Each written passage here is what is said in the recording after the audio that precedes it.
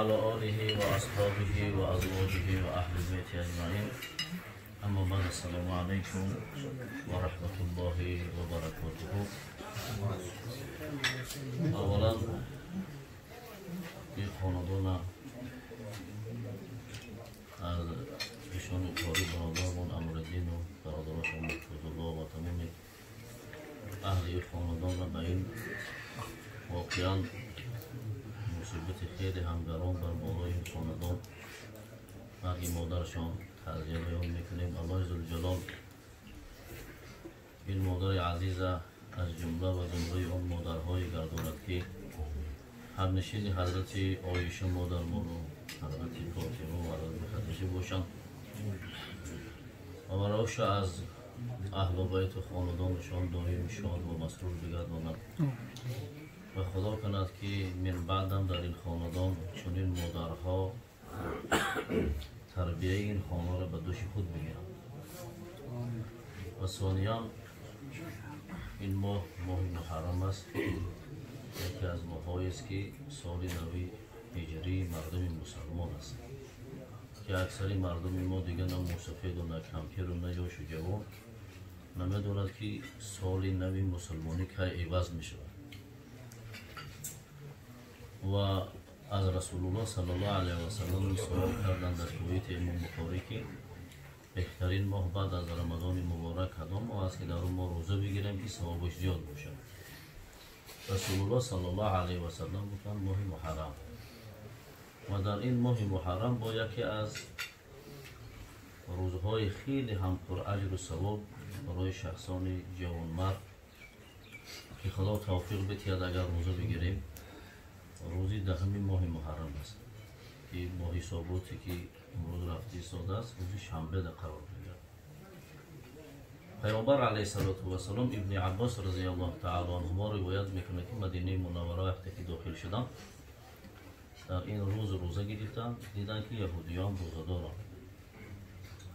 ابن عباس میگه سوال کردم که یا رسول الله شما هر کاری میکردین حتی در عبادت کوشش میکردین که با یهود موافق نشوند، هر روزی که آنها عبادت کنند روزه بگیرن، حتی بعضی از منحیاتی که نماز در سه حالت نمازی نقل رسول خدا من کردن که وقتی برای رمضان و وقتی قیام و وقتی نشست، بعضی از محدثان میگن به خاطر که وقتی عبادتی افطار پرستاره و هر حال عبادت است، اما رسول خدا صلی الله علیه و سلم مخالفت به یهود میکردن. امروز یهودیان روزه دارن، شما روزه دارین، حضرت چی میشه؟ میگه اگر تا سال آینده زنده بمانم تنها دهم نهم را با دهم میگیرم لأصومن تاسع باشم. روز نهم هم روزه میگیرم، روز دهم یک شورام روزه میگیرم. اصحاب سوال کردن که چی این روزه چی ثواب دارد؟ گفت که یک ساله گناه پروردگار بگذارد. برادرای عزیز، خدا این قدر ما را دوست می‌دارد، نسبت ما مهربانه که یک روز روزه میگیری 13-14 ساعت 360 روز گناه از بین میره. چی خدای مهربانه؟ این خوردن این مثلا نفس ما هیچ وقت ما سرایی ندارد.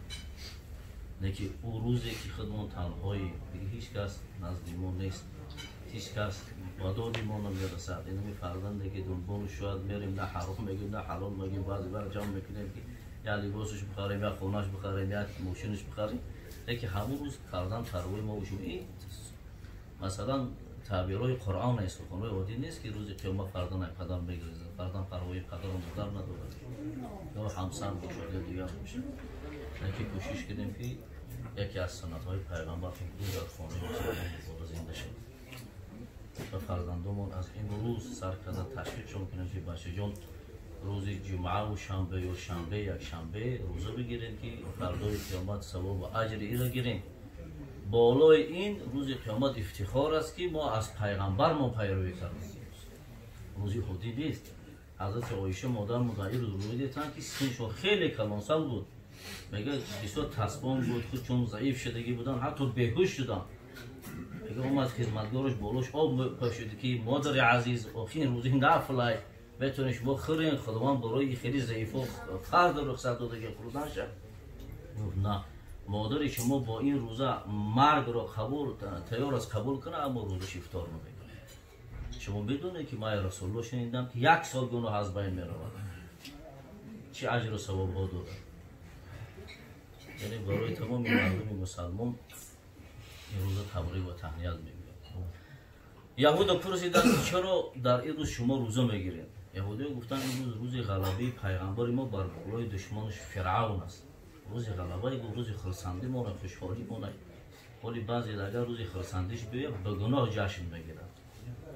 نمیگه که این خوشحالی و خرسندی نعمت از جانب الله است. ما باید ما کاری کنیم که صاحب نعمت راضی شود. بنابر همین خاطر گفت روز غلبه موسی پیغمبر ما بر بالای فرعون دشمن خداست. ما گفت این روز خرسندی ما نه به روزه گفت قید میکنیم. به حضرت گفتن که با موسی دیده ما از شما نزدیکتر هستیم، زیرا اونم پیغمبر است، منم پیغمبرم. اونم شریعت و کتاب دارد، منم شریعت دارم. مقصد اونم آمدن هدایت و راهنمایی بشریت است، مقصد اونم هدایت و راهنمایی بشریت است. من گفت دایر روزه میگیرم، لیکن فقط زیدیتش همینه که باید 2 روز. خیلی امام احمد خدا رحمتش کنه 3 روز هم گفته کسی که او قدر قوت داره مثلا 9 10 11 میگیره. الله همون توفیق دهد. فقط در باره مادری برادرهای عزیز در گفتنی هستم که این ثمره هایی که ما میبینیم بلبل وارد قرآن را حفظ کردیم، قرائت میکنن از صفتی از صدای زیبایی مثلا فرزندایی و همه مردم حتی راحت میبخشد در قلبشون. باور کنی اینا همش زحمت و تقوا و عفت و پاکدامانی و زبان تازه و قلب پاک مادرشون. از ما من بعد هر چیزی میبراید علامت و نشانه قلب و زبان ماست. همین فرزندایی که از ما میبراید میبینیم آیا اهل تقوا، آیا اهل مثلا دین و دیانت، او علامت دلالت به آن میکند که چگونه پدر و مادر بودن.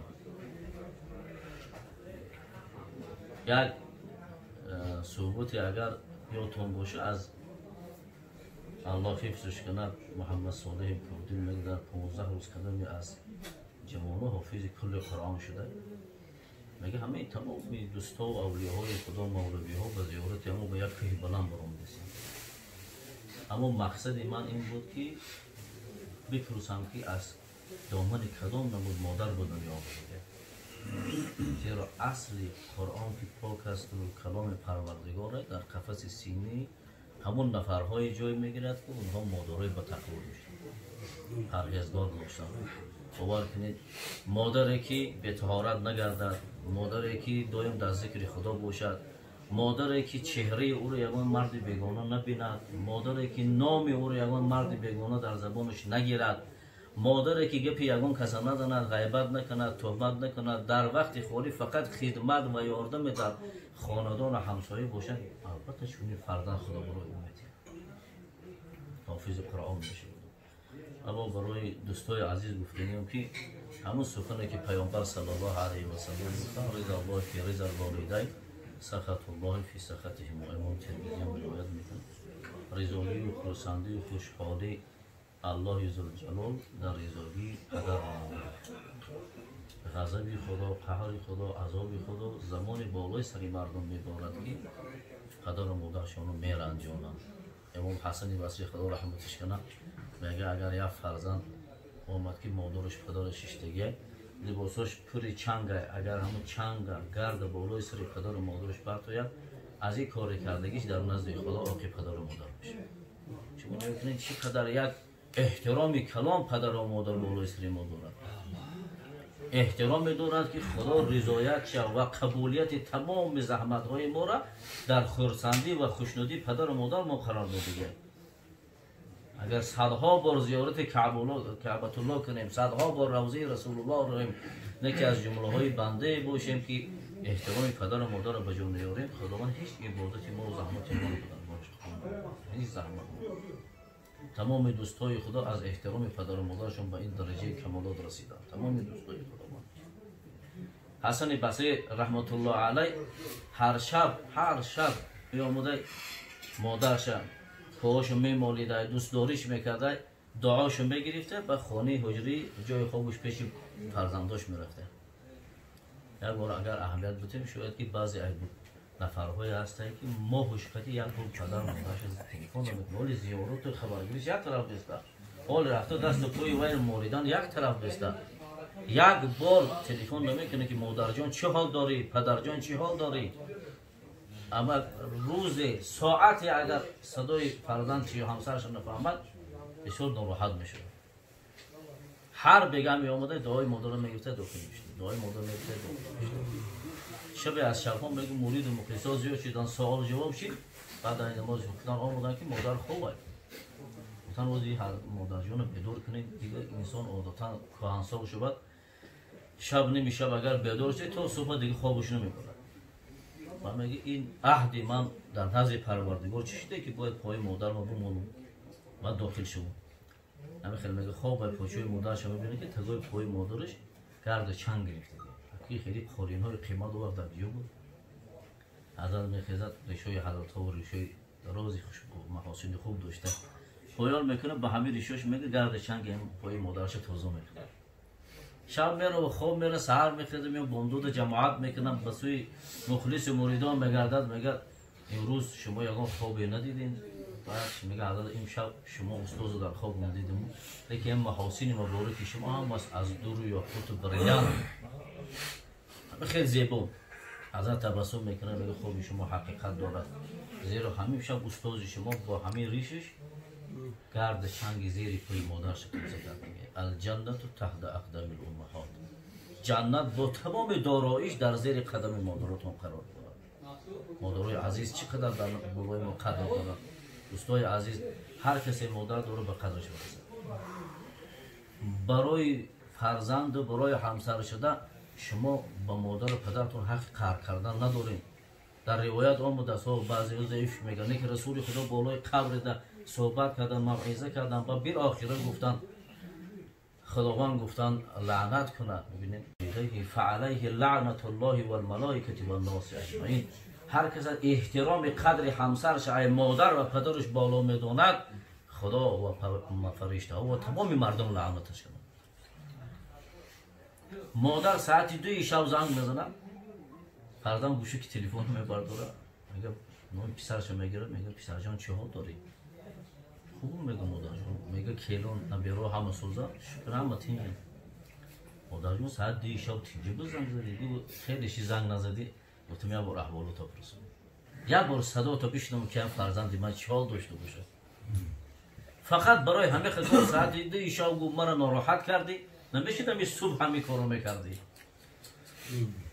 و آخران کریمش میگه بچم یک بار همو شناسنامه تا ورق بزن همین روز تولد تا نگاه کن خیلی شناسنامه رو ببینی که روز تولدش همین شبه ساعت 2 شب در تولد خانه گفت تا از بدن من بیرون شدی 9 ماه گفت من عذاب دادی وقتی گفت برام بده که زندگی دیدم صدای مبارک تا شنیدم 9 ماه رنجی تو رو من فراموش کردم امروز گفت صدای من تو رو ناراحت کرده من بعد گفت صدای من گفت تو رو ناراحت نمیکنم مکتوب نوشته الله وقتی که بهترین کس برای ما فرزند در این دنیا من برای وای در کار رو شو پروردگار عزیز دیگه امانتی تو بگی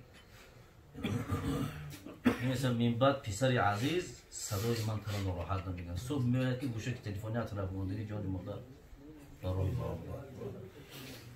هم ها غنیمتم مال ثروت زن فرزند همه را میبینیم که ایشون قریب و مادر شو بیوه بررسی ها و گجه میگشتی در چی بلا و باها بودی فکر میکردی به همین خدمه ما واسه داره که خدا ما را این مشکلات بیرون میکنه نه دعای انامون مادره که وقتی به سوی آسمان میروه تمام ابرها رو پارو پارو میکنه که پروردگار فرزند مرا در پناه اسمت نگاه دار خدایا از شر ظالمان و حاسدان و بدخواهان نگهبانشان شو این مادر دعاش بد قبولگاه پروردگار در حدیث ترمذی که رسول الله گفتم ثلاث دعوات مستجابات لا شک فیهن سه دعا حتما به درگاه پروردگار قبول بشن در چشم دعوت الوالد لولده دعای پدر در حق فرزند محدثین میگن وقتی دعای پدر قبول شود دعای مادر به درجه اولا قبول است زیرا که نزد رسول الله آمدن وقتی از خدمت پرسیدن حضرت گفتن که سه مراتبه مادر بعد از اون پدر وقتی ای پدر که 4 مراتبه به درگاه خدا قبول شود از مادر 3 برابر افضلتر و بالاترش دعاست که به درگاه خدا قبول بشه الله عزوجل دعا بکنیم که روح مادر شاد خیر و خوبی ها و احسان ها و روحشون خالص کنه. الله تمام مادرهایی که امروز به سری فرمان داده خداوند توفیق شد از جمله مادرهای پاک دامان شوند، تربیت دین جامعه باشند و خدا عمری مبارکشان کند و تمام فرزندانم توفیق دهد که به قدر و خدمت مادرشان برسند و صلی الله علی رسولنا محمد.